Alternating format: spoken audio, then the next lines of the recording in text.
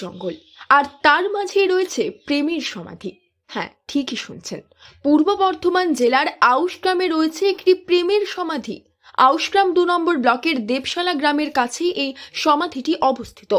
Debshala bus stand থেকে স্বল্প দূরত্বে জঙ্গল ঘেরা রাস্তার মধ্যেই রয়েছে এই প্রেমের সমাধি। জঙ্গলের মধ্যে যে রাস্তা রয়েছে সেই রাস্তা দিয়ে যাওয়া যায় পশ্চিম বর্ধমানের পানাগড় সহ আরও বেশ কিছু জায়গায়। বহু মানুষই এই রাস্তা দিয়ে রোজ যাতায়াত করেন।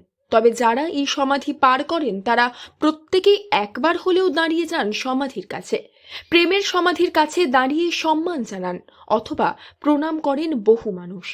সম্মান জানানোর জন্য রয়েছে এক অভিনব উপায়। সম্মান জানানোর জন্য স্থানীয় মানুষজন জঙ্গলের যে কোনো গাছের ডাল অথবা পাতা নামিয়ে দেন সমাধির ওপর।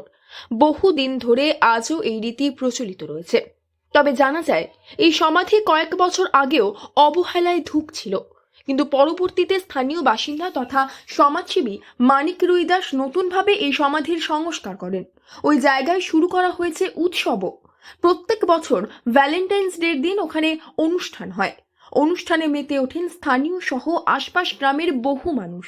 এই প্রসঙ্গে স্থানীয় বাসিন্দা মানিক রুইদাস বলেন, এই যে সমাধি রয়েছে, এই সমাধিকে ঘিরে কি কোনো রকম অনুষ্ঠানের আয়োজন করেন? অবশ্যই অবশ্যই, আমরা সারাদিন ধরে অনুষ্ঠান করি, সকাল থেকে বেলা 5টা অবধি। যেহেতু একদিনের প্রোগ্রাম, সকাল থেকে সারাদিন বেলা 5টা অবধি বাউল গান, ছোট বাচ্চাদের নৃত্য অনুষ্ঠান, কবিতা আবৃত্তি ও বিভিন্ন ধরনের প্রোগ্রাম এখানে হয়ে থাকে। কখন হয়? সারাদিন ব্যাপী। কোন দিন? ভ্যালেন্টাইন্স ডে, ভ্যালেন্টাইন্স দিনটাই হয়। এই বছর যেহেতু আবার সরস্বতী পুজোর দিন ভ্যালেন্টাইন্স ডে, এই বছর আরও বড় আকার নিচ্ছে। চলছে প্রেমের মাস, তবে প্রেমের মাসেই আলোচনা করা হচ্ছে প্রেমের সমাধি নিয়ে। এই প্রেমের সমাধির আসল গল্প জানলে চোখে জল আসবে আপনারও। জানা যায় আউশগ্রাম 2 নম্বর ব্লকের একটি জায়গা রয়েছে যার নাম রাজগড় হলেও বর্তমানে তা গড়ের ডাঙ্গা নামেই পরিচিত। এই রাজগড়ে বহু পূর্বে রাজত্ব করতেন সামন্ত রাজারা। ছিল রাজা, মন্ত্রী, সেপাই সহ বিশাল রাজপ্রাসাদ। পানসি দিয়ে জলাশয় পেরিয়ে পৌঁছাতে হতো রাজপ্রাসাদে। রয়েছে তেমনই জনশ্রুতি। তবে বর্তমানে রাজপ্রাসাদ না থাকলেও এখনো সামান্য কিছু ভগ্নাবশেষ রয়েছে তার। তবে এখন আর সামন্ত রাজারা নেই, কিন্তু এই সামন্ত রাজার সঙ্গেই জড়িয়ে রয়েছে প্রেমের সমাধির করুণ ইতিহাস। এই প্রসঙ্গে স্থানীয় বাসিন্দা মাধব ব্যানার্জি জানিয়েছেন, আমরা শুনেছি দাউদের মুখে, বাবার মুখে, যে ওই পাশের আমাদের পরবর্তী পাশের মানে প্রতিবেশী গ্রাম সোয়াই বলে একটা গ্রাম আছে। এই দেবশালা থেকে আমরা 4 কিলোমিটার 5 কিলোমিটার দূরে। ওখান থেকে এক গোয়ালা ছেলে ওই রাজবাড়িতে দুধ দিতে আসতেন, গরু দুধ দিতে আসতেন আর কি রাজবাড়িতে। উনি আসছেন আস্তে আস্তে রাজার এক কন্যা ছিল আর কি, যে রাজকুমারী আমরা যাকে বলে থাকি।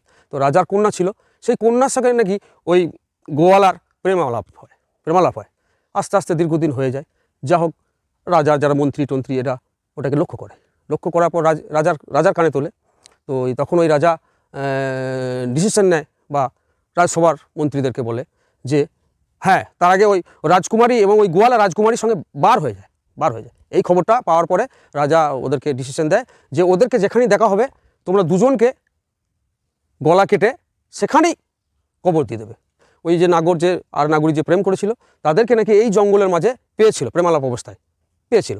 সেই সূত্রে রাজসভাতে যে সিদ্ধান্ত নেওয়া হয় সেই সিদ্ধান্ত অনুযায়ী ওদের দুজনকে গলা কেটে এই জায়গাটা দেখছেন এখানে সমাধি দেয়। এই জঙ্গল বর্তমানে নাগরপোতা জঙ্গল নামেই পরিচিত। এখন দূর দূরান্ত থেকে বহু পর্যটক এই সমাধি দেখতে আসেন। সময়ের সঙ্গে বৃদ্ধি পেয়েছে এই জায়গার পরিচিতিও। স্থানীয়দের কথায় এই জায়গাকে ঘিরে পর্যটন কেন্দ্র গড়ে তোলার দাবি জানানো হয়েছিল প্রশাসনের কাছে।